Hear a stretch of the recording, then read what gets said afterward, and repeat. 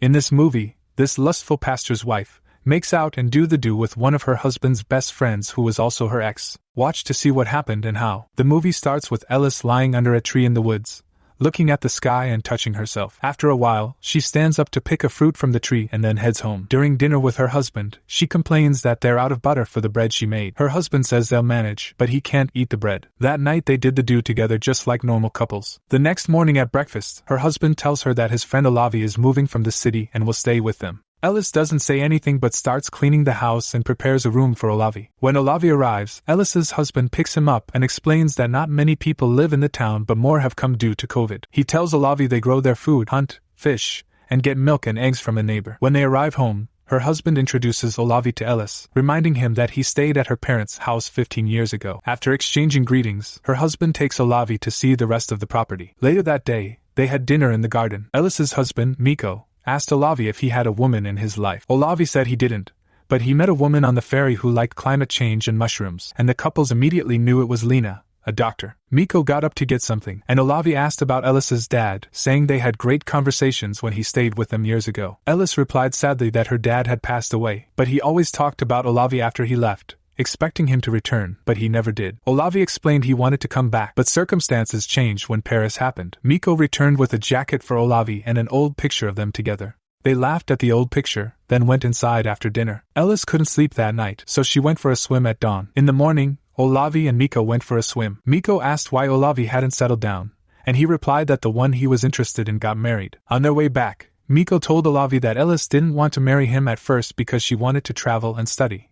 But eventually, she came back to him. Miko left for work later, assuring Ellis that Olavi would leave soon because he didn't like small spaces. Olavi asked Ellis for a walk while she was cleaning. During the walk, she asked about what he was writing in his thesis, and he replied that he was writing about women. Olavi explained that he loves the complexity of relationships between men and women, and relationships in general. Ellis then asked why he wasn't in any relationship, and he replied that he was in one until recently, but they broke up because they wanted different things. Ellis took him to see the cattle, and then they headed back home. They met Miko on their way back, and Elli explained that she was showing Olavi around the town. Miko then told them that he saw Lena and invited both of them to her place. Olavi offered to cook that night, and after he served them, the food had too much salt and garlic, but they all laughed over it. Miko and Ellis did the do again later that night, while Olavi sat in the living room listening to Elli moan. The next day, they went to church where Miko was the pastor. After the service, Ellis told Miko that she would like to walk home. Miko bid her farewell as he was traveling for a few days. Ellis and Olavi had a little conversation with Lena and a guy, then they headed home. Olavi asked if Lena was in a relationship with the guy with her in church,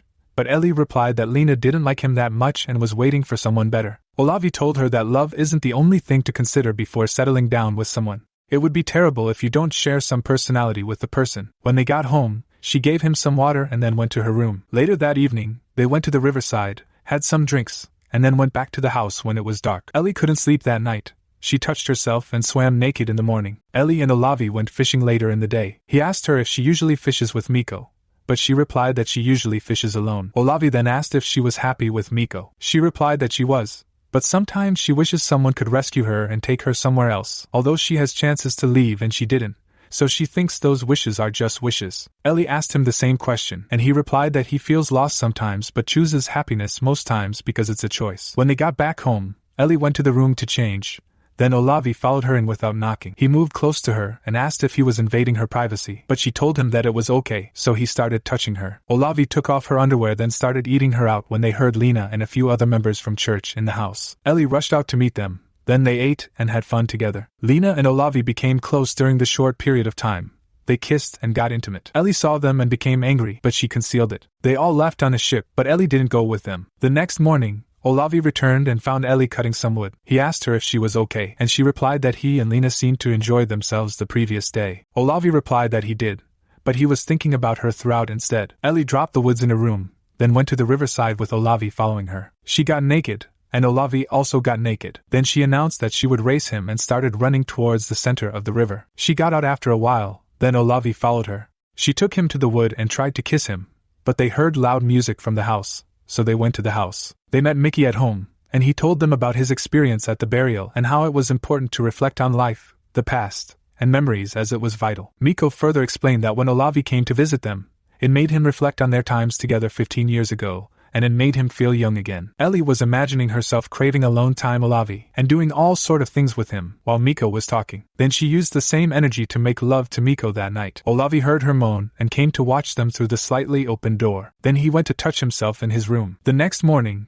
Miko asked if he would meet up with Lena, but he replied that he had to catch up on his writing. Miko invited Elli to church, but she replied that she was not feeling it that day. After Miko left, she asked Olavi to go on a walk with her, but he refused, so she went alone. She played the cello, cooked, and went into Olavi's room to inhale his scent off his bedspread, but he was not in the house all the while. Elli went to look for him with their dog. She told him that Miko had left for the mainland. Then he replied that she was left alone again like a sour widow. Elli asked what he meant, and he told her that he had heard and seen how much she enjoys having being intimate and doing you-know-what with Miko, as they do often, which means she loves him. Elli replied that she waited for him for a long time when he left. She traveled, studied, dated different high-class men, but their relationships always ended and he still didn't show up. Meanwhile, Miko always loved her, so she decided to settle with him. Olavi told her that he loves her, but she went into her room to lay down. The next day, she told Olavi that they should go on a trip together. They took a boat and a basket and left. When they got to the riverside with rocks,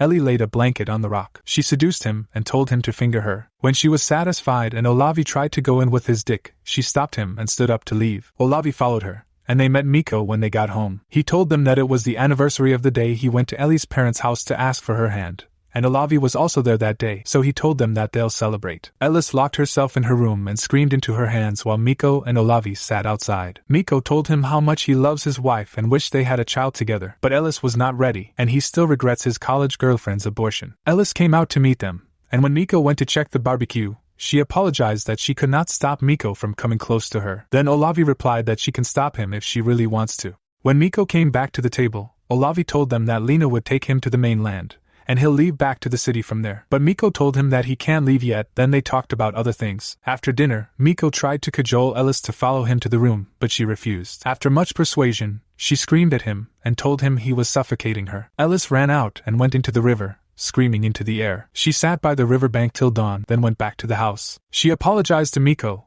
then went to Olavi's room and passionately and intensely did the do with him, while Miko was listening downstairs. Later that morning, Elli went back to Miko's room and told him she was sorry. Miko replied that he understands her, but he doesn't want to at the same time. Miko was out cutting wood from a tree when Olavi came to tell him he will be leaving the next day. Miko told him to wait a little longer, but he replied that he'll be back by summer. Then he told him that he was sorry, but Miko asked what he was sorry about. During breakfast, Miko recounted all the adventures he embarked on with Olavi and all the experiences they had. Then Miko stood up to pick up his gun, saying that he needs to go hunting more often, travel more, and experience more things. Then he pointed the gun towards Olavi's head, but he broke down in tears, then composed himself, and told them to go duck hunting. The next day, they took Olavi to the ferry. He asked Elli to come with him, but she just smiled, and he left. When Miko and Elli got home, he asked her if she would be able to be herself around him. She replied that she was just afraid to be honest with him because he might leave her, and she didn't want that. Miko told her that he loves her and was grateful for the years of her life that she shared with him,